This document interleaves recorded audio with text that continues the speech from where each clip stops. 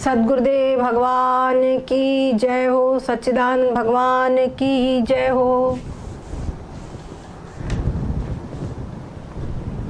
एक प्रश्न यहाँ पर है।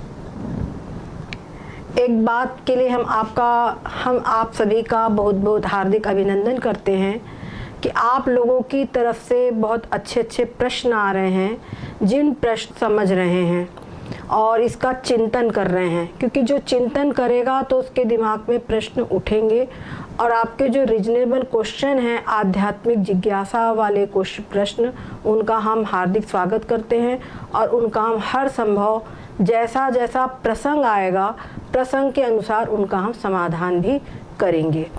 सद्गुरुदेव भगवान की जय हो। आज हमारे पास में एक प्रश्न है कि तमा प्रधान प्रकृति, इसको समझाइए।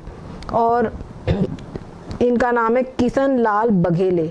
इसके पहले श्री लीला जी बेंगलोर, उन्होंने भी ये प्रश्न किया था और हमने समझाया था, लेकिन आज हम फिर से इसको समझा रहे हैं। आप लोगों को ध्यान में होगा कि हमने आपको समझाया था कि जो ब्रह्म है, ब्रह्म यानी जहाँ तक हमारी कल्पना जा सकती है, जहाँ कहीं भी हम मन से भी सोच सकते हैं, उससे भी कहीं आगे जो सत तत्व है, चेतन तत्व है, वो हर कहीं पर विद्यमान है। वो चेतन तत्व है, वो ब्रह्म है, वो शुद्ध ब्रह्म है। उस शुद्ध ब्रह्म का मतलब क्या हुआ? उसके अंदर में माया आदि कुछ भी नहीं है, उसमें सतोगुण रजोगुण तमोगुण कुछ भी नहीं है। को हमने शुद्ध ब्रह्म माना है। वो जो शुद्ध ब्रह्म है, तो इस बोर्ड को हमने शुद्ध ब्रह्म करके माना है समझने के लिए। पर वैसे शुद्ध ब्रह्म में जहाँ कहीं भी हमारी कल्पना जा सकती है, उससे आगे भी ब्रह्म तत्व जो चेतन तत्व है, अस्ति भाति, सब कहीं विद्यमान है। चेतन तत्व हम बोलते हैं ना, भगवान सब कहीं विद्यमान है। वो जो भगवान सब कहीं विद्यमान है, उसी को शुद्ध ब्रह्म माना जाता है। वो कहा गया है वेदांत में। उसी शुद्ध ब्रह्म में अनादि कल्पित प्रकृति है। जरा ध्यान दीजिए, ये प्रकृति जो है कैसी है? अनादि कल्पित प्रकृति है। ये प्रकृति के अंदर में हमने आपको बताया था, इसमें तीनों गुणों की साम्यावस्था। इसके अंदर में सतोगुण, ये है रजोगुण और ये है तमोगुण। ठीक है, तमोगुण हमारे यहाँ पे काले रंग का माना गया है, जबकि जो रजोगुण है, इसको हमारे यहाँ पे सफेद लाल रंग का माना गया है। ठीक है, इसको लाल रंग का माना गया और सतोगुण को सफेद रंग का माना गया है। यहाँ पर तीनों ही गुण 33.33% है। ठीक है, ये गुण ऐसे करके 100%। ये जो है त्रिगुणात्मिका प्रकृति है। ये जो त्रिगुणात्मिका प्रकृति है, ये अनादि शुद्ध ब्रह्म में ये जो प्रकृति है, ये एक तिल के बराबर है। तिल। अब आप बोलेंगे कि तिल के बराबर है। अब यहाँ पर समझने की बात है कि जैसे छोटा बच्चा होता है, तो छोटे बच्चे के शरीर में जो तिल होता है वो छोटा सा होता है। जैसे जैसे वो बच्चा बड़ा होता है तो उसके तिल का आकार बड़ा होता है, परंतु यानी शरीर के अनुसार तिल बहुत छोटा होता है। उसी प्रकार से जो शुद्ध ब्रह्म है, वो ब्रह्म तो अनंत अपार है, उसका हम कोई पार नहीं पा सकते। लेकिन उस ब्रह्म में जो त्रिगुणात्मिका प्रकृति है, वो त्रिगुणात्मिका प्रकृति तिल के बराबर है। वो त्रिगुणात्मिका प्रकृति तिल के बराबर है। ठीक है, अब इस त्रिगुणात्मिका प्रकृति में ब्रह्म जो है शुद्ध ब्रह्म, इसमें संकल्प होता है एको हम बहुश्यामा, मतलब मैं एक हूँ, बहुरूप हो जाऊं। तब इसकी जो त्रिगुणात्मिका प्रकृति है, ये 3 भाग में विभक्त हो जाती है। ये हमने आप लोगों को पिछली वीडियो में बता चुके हैं, तो पिछली बार वाली क्लास में आप लोग उसको देखेंगे।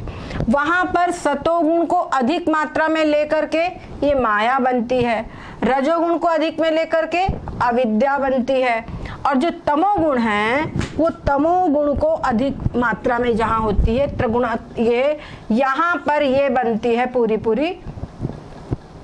ये जो है ये बनती है तमः प्रधान प्रकृति।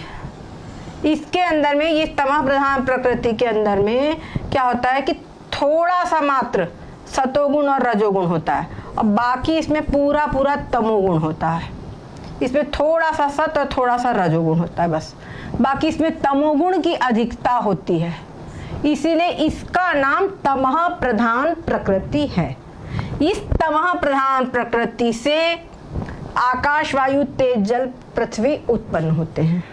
समझ गए? जैसे ये अविद्या है, ये जीवों के कारण शरीर है। इधर जो हमने आपको बताया था माया, माया हमने आपको बताया था, यहाँ पर माया के अंदर में क्या है, सतोगुण अधिक है और रजोगुण और तमोगुण थोड़ा थोड़ा सा है। ये माया है, ये माया, इसके अंदर में सतोगुण अधिक है। ये जो है समझ लीजिए ये सतोगुण वाला ये पोर्शन गया, और रजोगुण से ये अविद्याएं बनी हैं, और ये तमोगुण से ये तमः प्रधान प्रकृति बनी है। पर ये ध्यान रखिए, यहाँ पर ये तमो, इससे जो भी बनेगा हर चीज में, चाहे कण भी हो, चाहे हिमालय पहाड़ भी हो, उसके अंदर में तीनों गुण रहेंगे। बस इतना है कि उनका जो प्रपोर्शन है, उनका जो अनुपात है वो कम ज़्यादा होगा, और यहाँ पर तीनों गुणों की समान अवस्था रहेगी। आपको याद होगा फिजिक्स के अंदर में एक लॉ है, total amount of energy always remains constant but it can be change to one form to another form.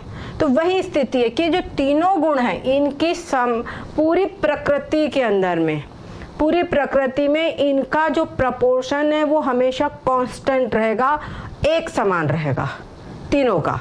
हाँ, लेकिन ये है कि अलग अलग पदार्थों में अलग अलग परसेंटेज होगा। केसेस जो अच्छे साधक होते हैं, योगी होते हैं, साधना करने वाले, उनमें सत्वगुण अधिक होता है। राक्षस आदि प्रवृत्ति के लोग में तमोगुण रजोगुण अधिक होता है। बहुत अधिक वर्क करने वाले, दिन भर इधर भागे उधर भागे, चंचल प्रवृत्ति वाले से रजोगुण अधिक होता है, और जो खूब सोते हैं, क्रोध करते हैं, उनमें तमोगुण अधिक होता है। इस प्रकार से प्रपोर्शन अलग अलग है, लेकिन रहेंगे तीनों गुण।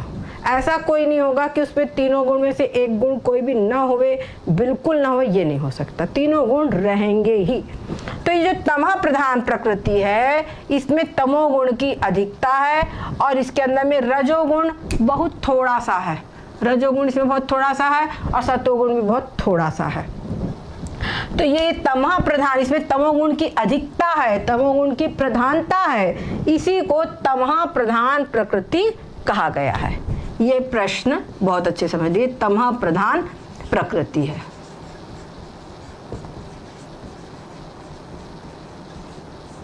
ठीक है, ये तमः प्रधान प्रकृति है।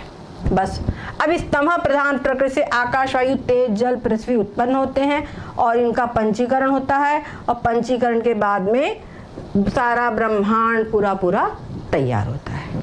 यह आपका प्रश्न का उत्तर हो गया, तमः प्रधान प्रकृति क्या है। तो तमः प्रधान प्रकृति को आप